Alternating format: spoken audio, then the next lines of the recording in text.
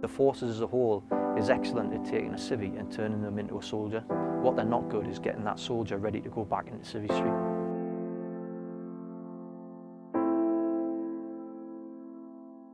You have to understand, I was turned into a killing machine. I was conditioned to kill. I became a killer for 6 years.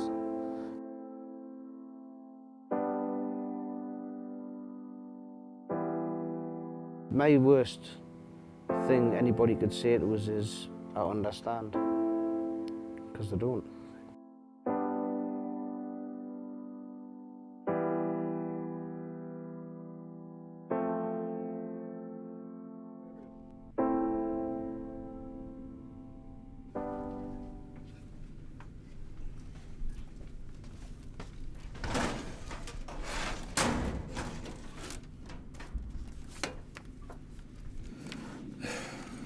I did, honestly. I got this with bated breath. And then got to the conclusion and thought, either me or them's been in a different room here.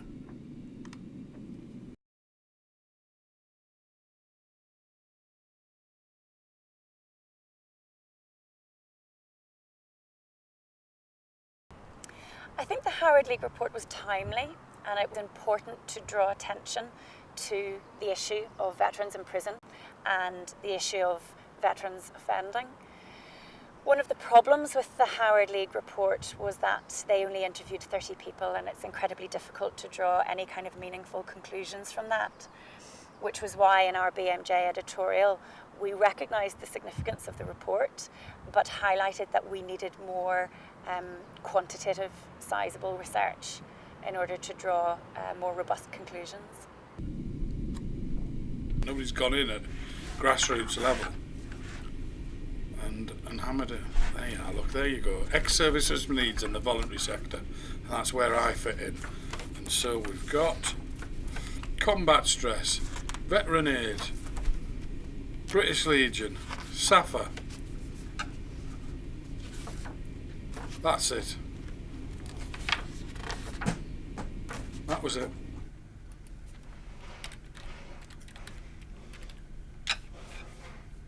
September 2009 we established About Turn, and the idea was quite simply to establish a support mechanism for forces people that was entirely needs led. At the minute we are very much a mopping up service. We pick up the guys who have slipped through the net, if you like, who are suffering from chronic social exclusion and isolation. Everyone we work with, nobody's got anything but praise for the military and what it does for them. And in so many ways, what it doesn't do well is necessarily deal with the exit.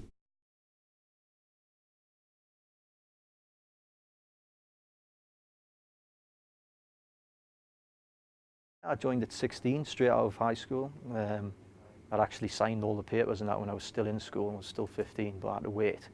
And it was something I always wanted to do. It was and still is really difficult for me. All I knew as an adult was being in the army. That's all I'd known. My whole adult life was spent in the army. When I got out, I didn't even know where to go to set up a gas bill. I didn't know where to go to get benefits. I didn't know anything like that. The problem is with the services, and this is where I think that the public can help, is that a lot of people join the services to get away from the rather dysfunctional lifestyle they've been living. And the problem then is that what happens to them in the services, the standards they're required to keep, punctuality and turnout and loyalty and all that, actually separate them from the lifestyle that they've been accustomed to. When they come out, they have to make a choice. Do I go the way that I've been living, and I've been living in a cocoon life, because inevitably I think people are overprotected in a way, which is probably the worst preparation for release, or do I go back to where I came from? After 8.5 years of being aggressive, nobody teaches you how not to be aggressive when you leave, you know. I served in Northern Ireland at the height of the Troubles when the hunger strikes was going on and the height of the riots, you know. So that obviously plays on your mind a lot. In Northern Ireland, 1 minute you could be nice talking to somebody, and the next minute you have to be aggressive. It's just a flip of a switch. And when you leave the army into civilian life, unfortunately, you keep that habit.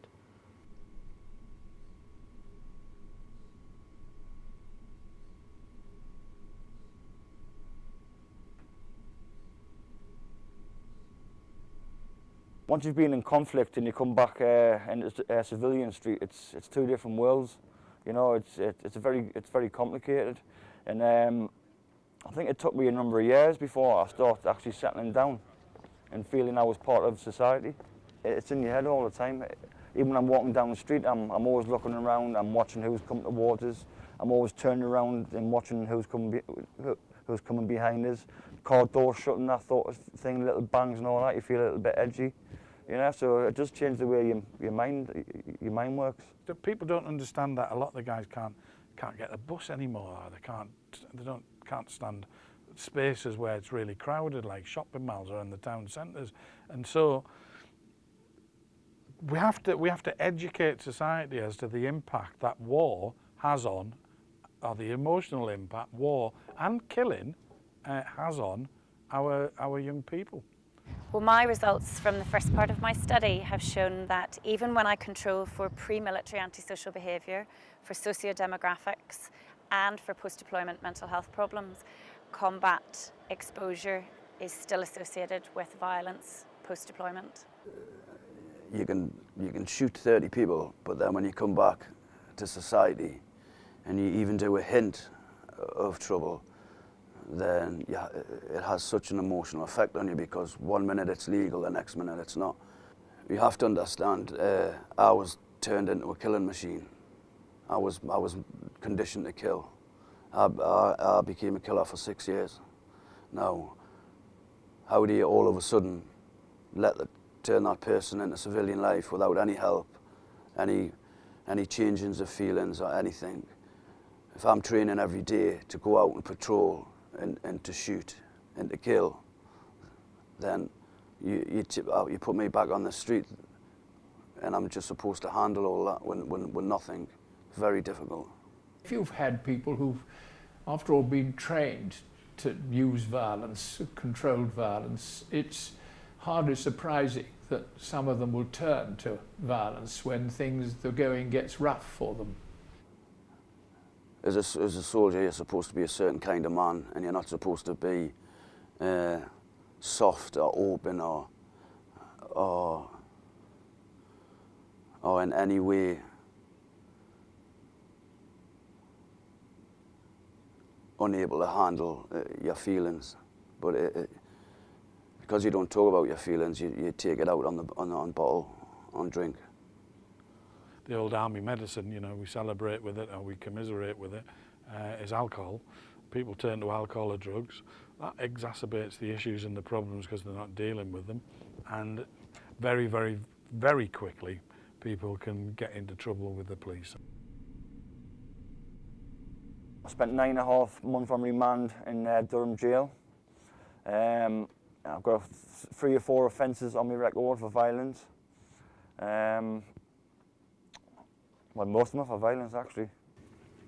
I've done a prison sentence for assaulting somebody and arson. I did another 3-year sentence for violence, and I did another 3 years, 6 months for a drug-related offence. I think with me, in the infantry especially, you don't share your problems. It's seen as a weakness.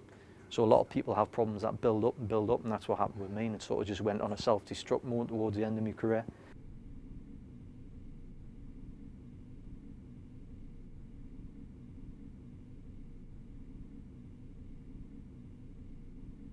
I think we've got to remember that these are people who have served for their country, who have gone through incredibly difficult, often traumatic experiences. And I think we have a duty of care to look after them once they return from deployment. At the minute, we're destroying the very people we've put in harm's way, because they might have made a mistake, there might have been a problem, there might have been a difficulty, but we're not giving them an opportunity to do right and do good in the communities that they fought to protect. Society as a whole, I don't think we even think about what happens to somebody when they've finished the service, and I don't think it enters into their mind frame, you know.